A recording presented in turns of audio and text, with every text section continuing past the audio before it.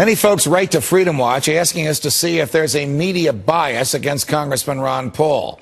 A so-called Super Political Action Committee, Super PAC, dedicated to him, is now demanding that CNN bench reporter Dana Bash for, in their view, obvious bias against the Texas congressman. Take a listen.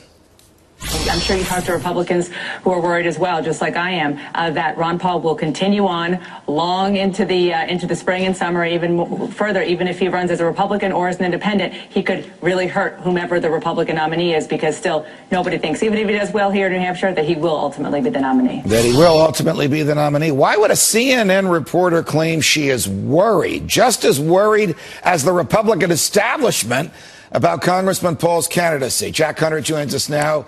He's contributing to Senator Jim DeMint's latest book, and he's a spokesperson for Congressman Ron Paul and a regular on the show. Jack, it's a pleasure. Welcome. Always good to be But what is that all about? I mean, she's entitled to her views, but why would a member of the media who should enjoy covering an iconoclast, someone willing to challenge Republican orthodoxy, instead be worried? Well, and their job is to cover the election as an objective journalist and to talk about what actually happens, not, oh, well, it might be a problem to the eventual nominee. Judge, these people like to cause conflicts, many of these media reporters, and they like to create their own headlines that have nothing to do with the matter at hand, which is the 2012 Republican presidential election. I'm sorry, Dana Bash. Ron Paul is winning, he's doing well, and you're just going to have to report it like everybody else. Who does the media want to be, if there is such a thing as the media's want, the Republican nominee? Well, they're attached to the establishment candidates, I think, many a times. I think the media also likes to think of itself as a kingmaker. You know, Ron Paul didn't fit into the media narrative from the beginning, and now that he's actually making headway and doing so well,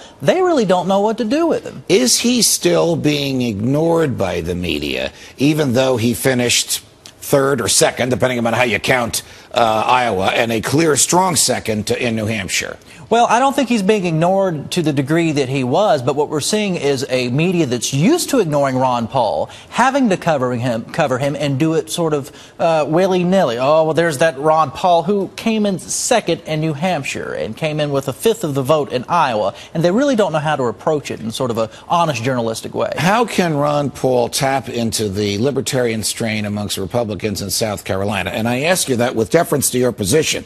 Somehow you're an advisor to both Senator Jim DeMint and Congressman Ron Paul. Well, I'm a contributor. Jim DeMint has a wonderful new book out called Now or Never, and I was proud to be a contributor to one of the chapters. Okay. But yeah, he has said on, I believe, Fox and Friends this morning that the Republican Party better start listening to Ron Paul if it wants to be a majority party. And even more important, the point Senator DeMint made, is if we're going to cut spending, if we're going to do something and turn this country around in a fiscal way in line with what the Tea Party wants, you better listen to Ron Paul. I personally don't see any other candidate in this race who's offering $1 trillion in cuts. Do you? What? No, not at all. Not at all. You have the other candidates are just a Republican version of big government. That's right. A little bit more of the same with a slightly different emphasis. I've been saying that for a long time, as have you. What would Ron Paul want or expect to get from whoever the establishment candidate is if the victor is not Congressman Paul? Well, that's a very good question, and people are speculating. Obviously, going throughout this election, the potential to pick up delegates, to have a lot of influence if he were not to get the nomination.